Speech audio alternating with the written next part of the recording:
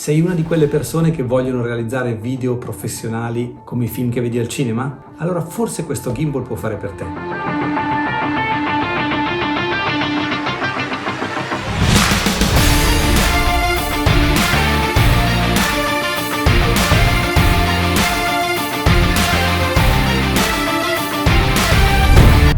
Ciao amici, oggi voglio parlarvi dell'ultimo nato in casa Zhuwin, il Weebill 2. Prima di tutto ha un design incredibile, cioè veramente bello. Poi è fatto di materiali solidi, tutto di metallo, infatti ha un'impugnatura ergonomica che ci dà molta sicurezza e dà l'idea di essere veramente robusto, con dei motori molto grossi, quindi molto potenti. Nella versione base, come quella che ho preso io, è fornito con il trepiede, che è molto comodo, soprattutto per bilanciare il gimbal, ma anche per avere una doppia impugnatura. Doppia impugnatura che si può posizionare anche in quest'altro modo, così da poter tenere diversamente l'impugnatura o per fare riprese rasoterra. In questo video cercherò di fare una carrellata di tutte le caratteristiche di questo gimbal, cercando di mettere in evidenza sia i pro che i contro. Una cosa che ho trovato molto utile è il sistema rapido di sblocco e blocco dei vari assi. È comodissimo da calibrare, ci vuole meno di un minuto, e la cosa bella è che una volta calibrato possiamo mantenere l'impostazione, richiudere il gimbal, e lui ha mantenuto l'impostazione che io ho dato. Il gimbal viene fornito con una piastra sulla quale va montata la macchina fotografica. Quello che personalmente trovo scomodo è il fatto di dover, tutte le volte che voglio utilizzare questo gimbal, avvitare la macchina fotografica. Non so voi, ma io utilizzo slitte Arca Swiss, che sono queste standard, e che lascio sempre montate sulla macchina fotografica perché tutti i cavalletti che ho hanno questo tipo di attacco. Quindi qual è la soluzione che ho adottato? Ho comprato un adattatore Arca Swiss che ho montato sulla piastra del gimbal. In questo modo io non devo tutte le volte svitare e riavvitare, ma beneficio di un attacco rapido della mia macchina. Siccome di adattatori ne esistono tanti, se volete nella descrizione vi lascio il link di quello che ho preso io, perché ha il vantaggio che la chiusura occupa pochissimo spazio ed è importante per non andare a interferire con i movimenti del gimbal. Quindi andiamo a installarlo. Il gimbal è fornito con una serie di cavetti. Andate a vedere esattamente quello che è più consono alla vostra macchina fotografica sul manuale di istruzioni, perché io ho sbagliato, ne ho preso uno che entrava e pensavo fosse corretto, invece non era quello giusto e quindi non mi funzionava correttamente. E collegate quindi il gimbal alla macchina fotografica. Questo che cosa vi consente di fare? Innanzitutto, se lo supporta la macchina fotografica, di essere ricaricata dalla batteria del gimbal, che è una funzionalità molto interessante. E poi di far dialogare la macchina fotografica con il gimbal stesso. Questo perché? Perché io posso azionare il pulsante di scatto e di messa a fuoco direttamente dal gimbal senza dover agire sulla macchina fotografica, e nella descrizione più sotto vi metto comunque il link al sito della Zhuwin con l'elenco della compatibilità delle macchine fotografiche, dove per ogni macchina vi dice quali sono le funzioni che potete attivare dal gimbal. Perché? Perché questo gimbal può anche controllare la messa a fuoco, l'impostazione degli ISO, l'apertura del diaframma. Dipende dal tipo di macchina fotografica che avete. Qual è la cosa fantastica che io apprezzo in questo gimbal, che è la novità assoluta? Il fatto di avere un monitor integrato nel gimbal. Un monitor su cui io posso fare impostazioni sia per il tipo di ripresa sia per calibrare la macchina fotografica, cose che un tempo si facevano solo tramite l'app o tramite un menu con un display veramente piccolo dove si faceva un po' fatica a selezionare tutte le informazioni. Accendiamo il gimbal e successivamente accendiamo la macchina fotografica. Ho la possibilità di accedere a più funzioni, ma soprattutto a fare un controllo del bilanciamento. Quindi lui mi fa, come vi dicevo, vedere lo sforzo dei motori. Lo vedo se cerco di fare una trazione in alto e in basso, quali sono gli sforzi. A questo punto posso fare, dopo che ho impostato manualmente, l'autocalibrazione. Che cos'è l'autocalibrazione? Il gimbal inizia ad eseguire alcuni movimenti, vibrazioni su vari assi, per capire quanto è il peso che sta supportando e quindi il carico utile, e tarare i motori con un nuovo algoritmo fantastico in funzione di questo peso. Così alla fine otterrete il gimbal completamente bilanciato per questo tipo di macchina.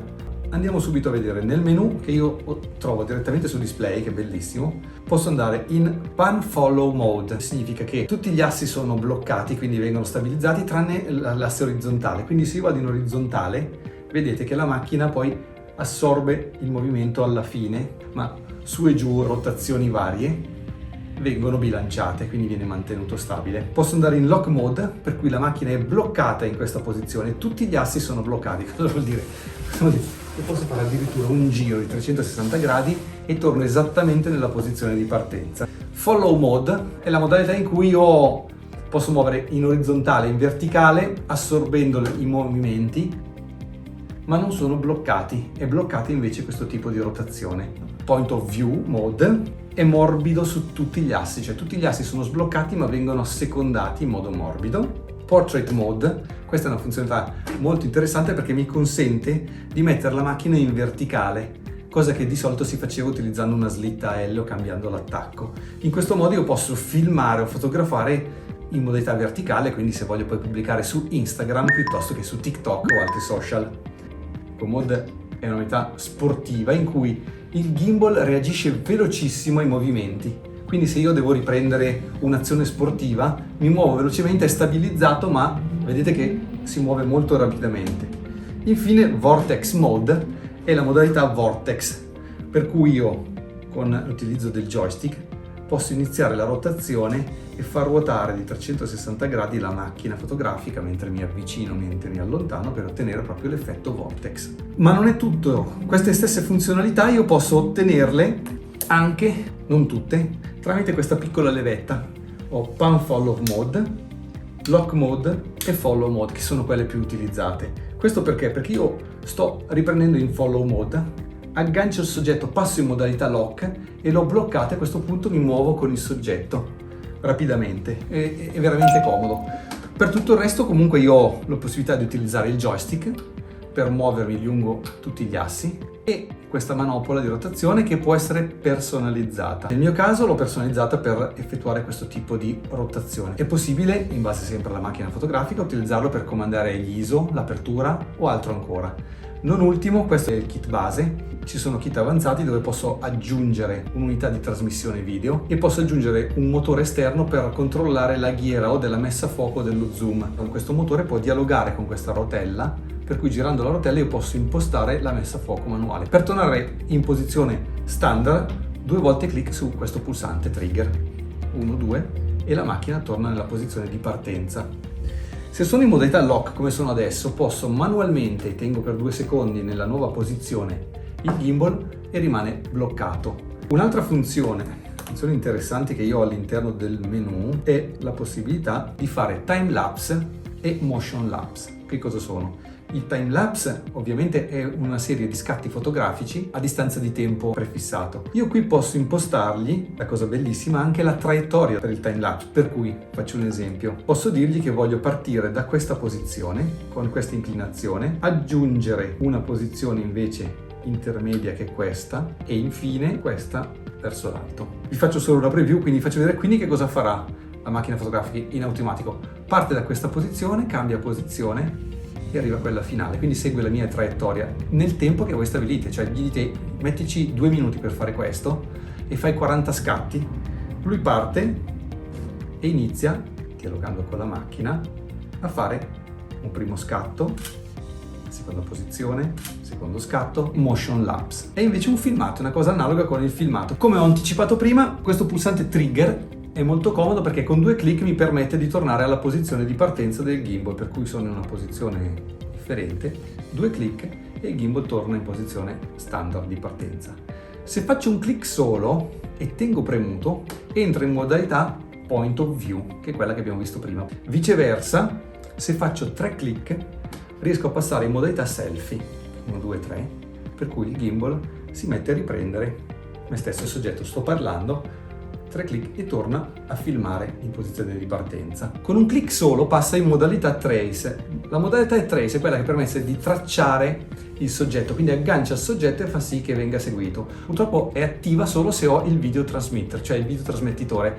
Questa secondo me è una pecca che ho già segnalato alla Zhouin, perché avendo collegato la mia macchina fotografica e avendo qua un monitor mi aspettavo di poter vedere direttamente qui quello che c'è nello schermo e quindi di fare il trace. Invece questa modalità è attiva solo con il video transmitter che va comprato a parte. Mi hanno detto che è una cosa che in futuro cercheranno di implementare senza bisogno del video transmitter. Però è utile perché in quel modo lì io posso attivare anche il gesture control, che significa che se io mi metto di fronte alla macchina fotografica, alzo una mano, riconosce che ho richiesto di seguirmi e quindi da quel momento in poi il gimbal mi segue ovunque io vada. Un'altra cosa molto interessante che io ho trovato di questo gimbal è comunque lo spazio che c'è tra la macchina fotografica e il gimbal stesso. Cioè è impressionante perché in passato a volte in base all'obiettivo che si montava c'era il rischio che toccasse il motore posteriore, invece questo gimbal ha un sacco di spazio. Questo gimbal rispetto alla versione precedente, quindi il Weebill S, non ha le batterie estraibili e ricaricabili, ma ha la batteria integrata direttamente. È una batteria che dura tanto, dura 9 ore, e quindi penso non ci siano problemi. Come ho detto, può caricare anche la vostra macchina fotografica. Qual è il vantaggio indubbio? Che si carica con un cavetto USB, per cui io non ho bisogno di portarmi dietro l'alloggiamento per le batterie e il caricatore. Non ultimo, è possibile controllare il gimbal con l'app direttamente, per cui le stesse funzioni che però abbiamo sul display, quindi sono comode qui, posso averle qua, ma dall'app ho la possibilità di avere un joystick virtuale per cui a distanza io posso collegarmi via Bluetooth e muovere il gimbal. Non ve lo posso far vedere adesso perché sto usando il mio smartphone per registrare questo video, perché la macchina fotografica è questa e là ho l'applicazione. Questo è un cellulare che non funziona più, per cui non posso farci nulla. Infine, se avevate degli accessori precedentemente acquistati per il Weebill S, purtroppo non funzionano con questo, o meglio, il trasmettitore video funziona, posso utilizzarlo per trasmettere video via wifi, ma non può trasmettere video a questo monitor. Spero con questo video di avervi dato qualche informazione in più per valutare serenamente se questo gimbal fa o meno per voi. Ciao!